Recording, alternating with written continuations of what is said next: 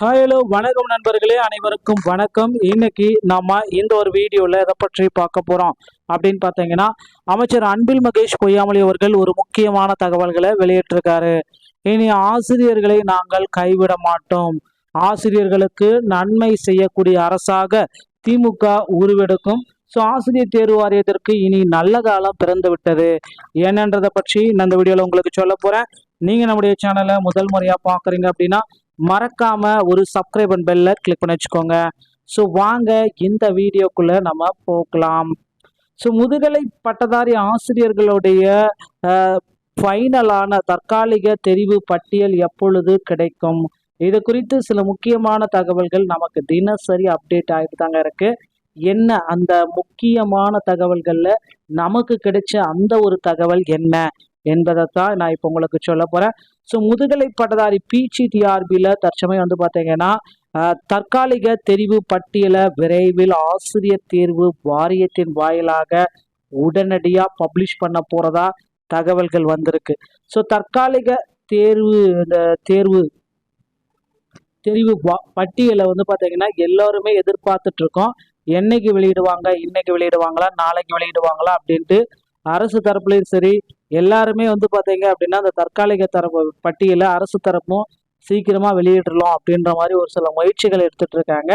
So ஆசிரியர் தேர்வு வாரியத்தின் வாயிலாக முதுகலை பட்டதாரிகளுடைய தற்காலிக தெரிவு பட்டியல் அதிகாரப்பூர்வமாக ஜனவரி 5லேருந்து 10 வெளியாகும் என்ற எதிர்பார்ப்புகள் நாளுக்கு நாள் எகிரி கொண்டே இருக்குங்க.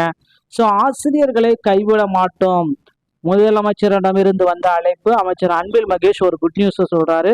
அரசு தொடக்க பள்ளிகளில் பணியாற்றி வரும் இடைநிலை ஆசிரியர்கள் சம வேலைக்கு சம ஊதியம் என்பதை வலியுறுத்தி 8வது நாளாக சென்னையில் தொடர் போராட்டம் நடத்தி வருகிறார்கள்.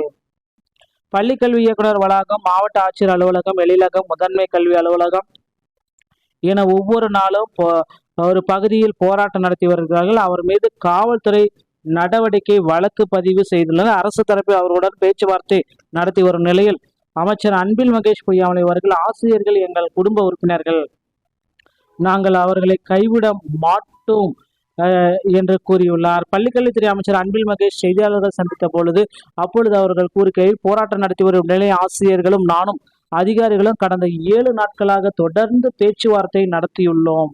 தமிழ்நாடு முதலமைச்சர் நேற்று திருச்சியில் இருந்து விமானத்தில் இருந்து வரும்போது கூட என்ன மகேஷ், ஆசிரியர்களின் பிரச்சனைக்கு என்ன செய்ய போகிறீர்கள் என்று கேட்டார். எங்களின் தேர்தல் வாக்குறுதியை பற்றி நான் எடுத்துரைத்தேன். ஓய்வூதியம் தொடர்பாக இன்றைக்கு ஒரு நல்ல செய்தியை முதலமைச்சர் வெளியிட்டாரு. ஸோ ஓய்வூதியம் தொடர்பாக முதலமைச்சர் குறிப்பிட்ட மாதிரி பழைய ஓய்வூதியத்தை மாற்றி அமைச்சிருக்காங்க. ஸோ இப்போ பார்த்தீங்க அப்படின்னா ஆசிரியர்களுக்கு ஒரு மகிழ்ச்சியான செய்தியை கொடுக்க போகிறதா தகவல் வந்திருக்குங்க.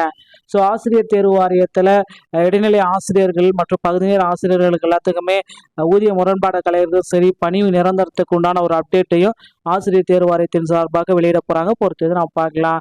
அடுத்து முதுகலை பட்டதாரியுடைய ப்ரொவிஷனான செலெக்ஷன் லிஸ்ட்டு, செகண்ட் சிவ் லிஸ்ட் எப்போ வெளியிட போகிறாங்க அப்படின்னு பார்த்தீங்கன்னா ஜனவரி 5லேருந்து 8 வெளியாகும் என்ற எதிர்பார்ப்புகள் அதிகரித்து கொண்டே இருக்குங்க.